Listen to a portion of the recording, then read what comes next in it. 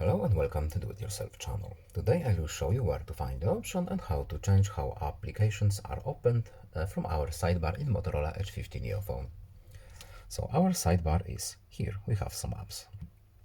There, how to access options. We need to go to settings, then in gestures options menu we have sidebar here.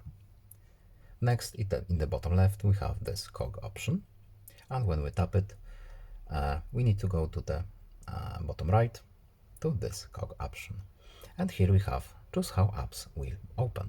So when we tap this option, by default we have freeform. We can also choose full screen. We have a preview at the top, and that's basically it. I hope this video is helpful to you. Please leave a like and subscribe. Have a nice day and see you in the next video. Goodbye.